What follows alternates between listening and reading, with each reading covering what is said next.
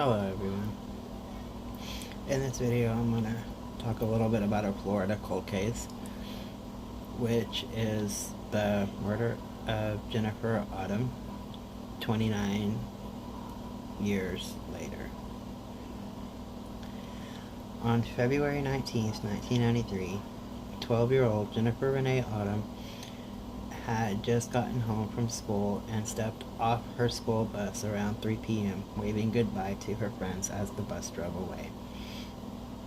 She began the 200-yard walk home from the school bus stop. She would never arrive, meeting a fate almost too difficult to imagine. Renee Converse, Odom's mother, recalls in numerous interviews how she drove her daughter to the bus as it was their morning ritual to spend time together and talk. She watched as Odom exited the car, climbed onto the bus, and took her usual seat towards the back so she could watch her mother drive, following the bus on her way to work. Odom would always wave goodbye as her mother would turn into another road towards her job. Converse recounted the last words being spoken between the two as, "I love you." When Odom's 9-year-old sister, Jessica, arrived home that afternoon around 4 p.m., the door to the home was locked, and she was unable to enter. Jessica then called her mother, who then realized Jennifer must not have made it home. Converse called Odom's best friend Michelle, who stated that she saw Odom exit the bus and began walking home. Converse knew something was very wrong and called the police. A search party was formed consisting of family, friends, neighbors, and volunteers for the missing girl. On February 25th, the badly decomposed, naked body of Jennifer Odom was found lying in an orange grove 10 miles north in the Spring Lake area of Hernando County. She had been brutally murdered. Children riding the school bus remember seeing an older blue pickup truck driving slowly down the road in the direction in which Jennifer was walking. The driver was described by the children on the bus as a white male in his 40s with shoulder-length brown hair. Neither the truck nor the driver has ever been located. Police were able to lift fingerprints from her backpack, which was found 2 years later, along with a clarinet case that was in her possession, from what is believed to be the killer or killers, and there was never a hit in the database for a suspect.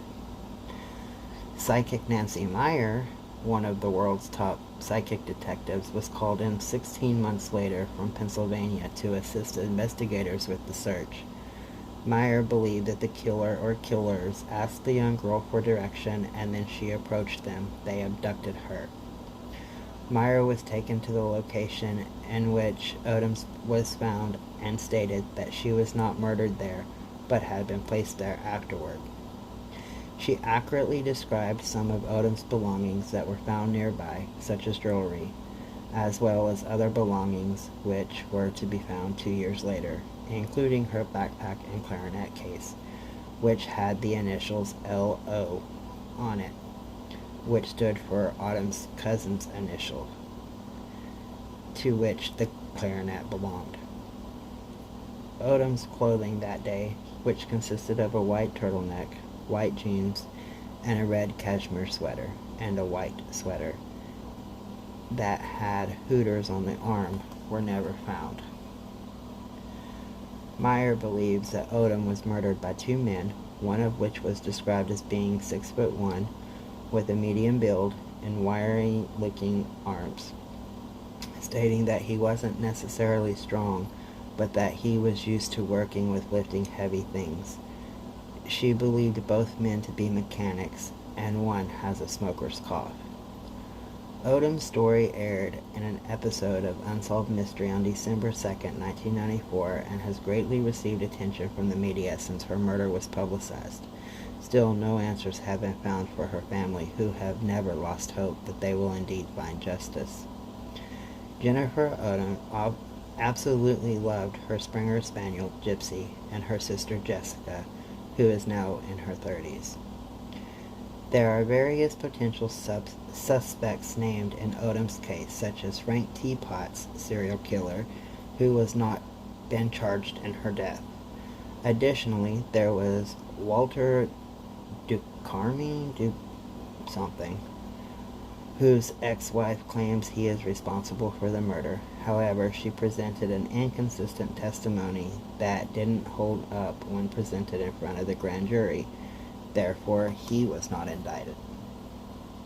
Lastly, there is Jeffrey Crum Sr., who was arrested in 2017 for another kidnapping and rape, as well as attempted murder on another teenage girl with incredibly similar trademarks to Odom's case. DNA evidence was in the process of being tested in this case, and any information pertaining to the status has yet to be released. With over 1,000 pieces of evidence recovered, numerous tips that have poured in, and a 75,000-page file, Odom's case is one that still leaves a hole in the heart of the community. Law enforcement vows to bring justice and to never give up their search for Jennifer Odom's killer. If you have any information in this case of Jennifer Odom that may possibly lead investigators to an arrest, please reach out to the detective George Lloydgren with the Hernando County Sheriff's Department at 352-754-6830. You can still choose to remain anonymous. Let's bring awareness to her case. May she rest in peace.